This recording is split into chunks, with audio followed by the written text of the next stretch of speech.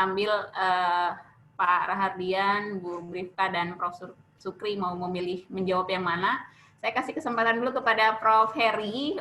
Prof. Heri ini adalah pimpinan dari Asosiasi Indonesia dari Sumatera Utara. Nah, beliau guru besar di Universitas Sumatera Utara. Prof. Heri, monggo silakan ngasih, mungkin bisa sharing sedikit pengalaman di Medan.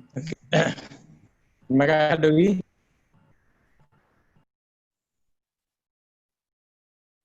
Dengar saya?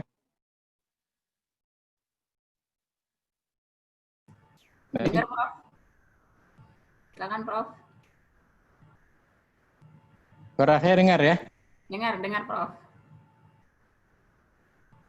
Oke, saya sama Prof. Sukri dan Ibu Prika sepakat ya. Kami sama-sama kimia. Kendalanya memang di praktim itu, laboratorium.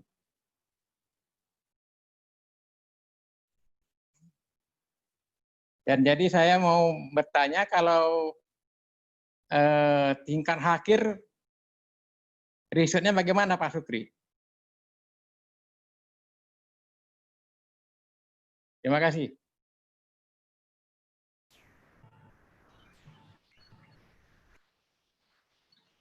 Baik, langsung saya jawab, Dewi ya.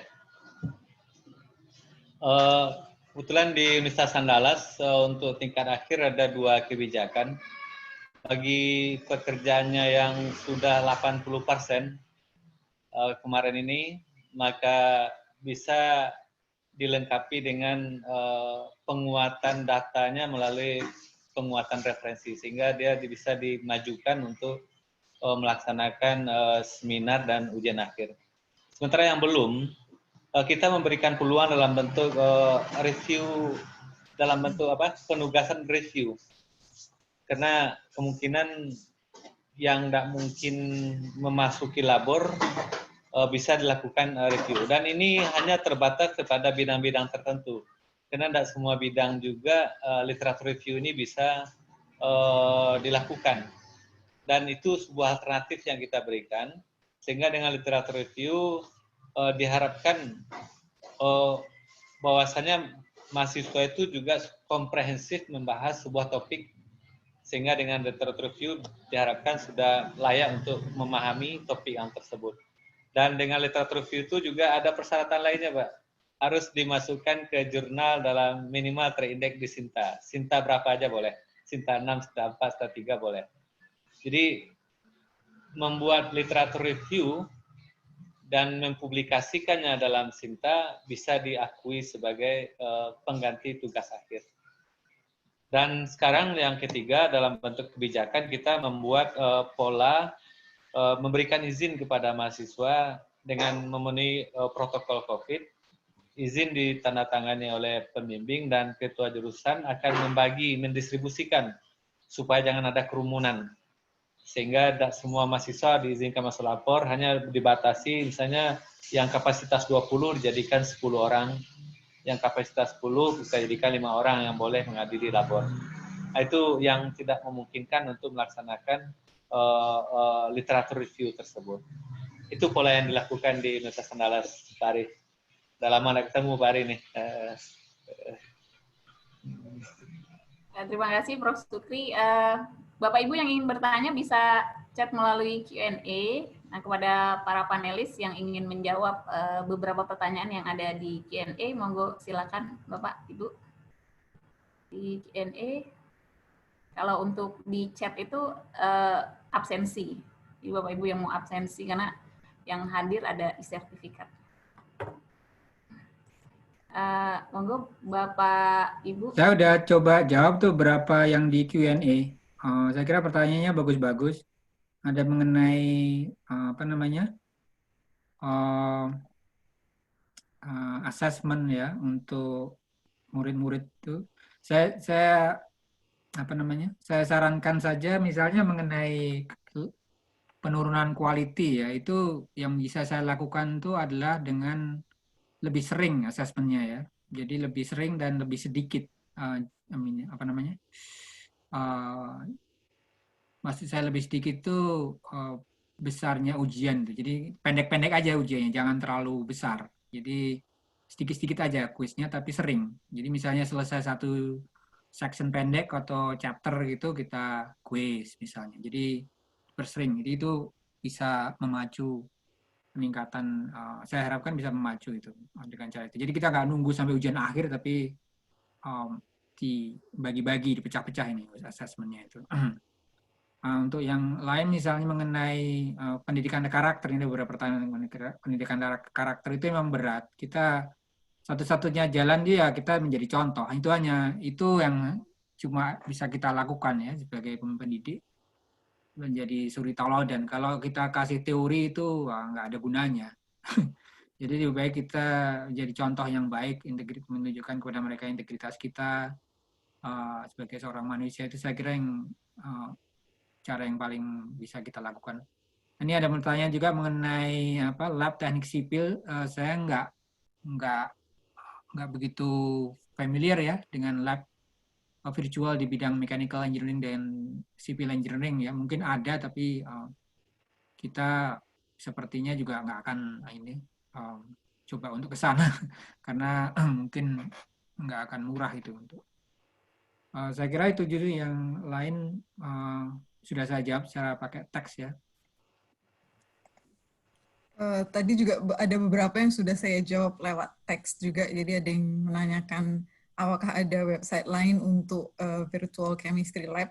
Jadi saya sampaikan kalau di sini itu kan karena kita ada asosiasi American Chemical Society. Jadi semuanya itu terutama untuk chemistry dan chemical engineering itu kita lebih banyak mengacu ke apa yang disediakan sama American Chemical Society. Jadi kalau misalkan ingin tahu ada ini atau enggak ya, itu biasanya saya langsung pergi ke website American Chemical Society. Dan di sana banyak, tadi udah saya sampaikan lewat teks juga. Jadi beberapa udah ada yang saya jawab lewat teks. Ya, itu mungkin untuk kolaborasi yang tadi Ibu sampaikan. Dengan memungkinkan nggak untuk dosen di Indonesia juga mengakses itu dan berkolaborasi mungkin dengan peneliti di sini? Beberapa, kalau melalui American Chemical Society, jadi kalau untuk website simulasi ini yang diberikan sama American Chemical Society ini adalah website-website yang open access. Jadi itu nggak perlu berbayar. Tapi kalau untuk jurnalnya kita mau ngambil artikel dari jurnal atau melihat papernya itu kita harus bayar, harus jadi anggota. Dan untuk jadi anggota itu ada iuran bulanan yang harus dibayar. Jadi nggak gratis. Tapi kalau untuk yang kayak simulasi-simulasi yang mereka tampilkan yang bisa diakses itu biasanya open source. Berarti kalaupun dosen Indonesia ingin jadi member gitu nggak masalah ya, berarti ya boleh ya, bisa ya?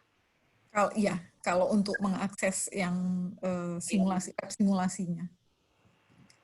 Ada Pak Prof. Sukri, ada mau tambah? Saya sedikit itu. Saya waktu perkuliahan, saya share sebentar ya. Saya pernah menyarankan kepada mahasiswa untuk melakukan latihan-latihan dalam bentuk virtual lab. Ini saya sudah pernah buka semua dan ini bisa kita lakukan. Jadi bisa diakses semua nih. Dan seperti disampaikan tadi sama Bu BPK, tadi ada contoh banyak camp kolektif. Ini sudah saya buka, pernah lakukan dan rasanya bisa, tapi sekali lagi tidak puas saja sebenarnya. Kita tidak puas bermain di sini, dan ini mahasiswa sudah pernah saya berikan dengan website yang open access, dan ada beberapa yang memang harus menjadi member dari semua yang saya sampaikan ini. Intinya kreativitas dosen, kreativitas kita memantau dan memberikan tugas harus diperkuat, itu sebenarnya. Karena peluang dan potensi mengambil model-model yang ada di open access itu sangat memungkinkan kita lakukan di zaman-zaman kondisi seperti ini. Ini contohnya di Colorado ya, Colorado State, dia punya ini terbuka nih. Kita bisa pilih dan modelnya, tapi tetap aja tidak puas kita bermain dalam pola simulasi atau virtual seperti itu. Itu mungkin tambahan. Jadi secara prinsip orang sekarang mudah dan mau berbagi. Tinggal kita bagaimana memanfaatkan berbagi itu dan tadi disampaikan Bu Berika juga, ada yang memang sulit dimengerti, ada yang mudah. Jadi tinggal kreativitas mencari seorang dosen untuk membuat alternatif pengganti laboratorium itu sendiri. Itu tambahan Dan mungkin.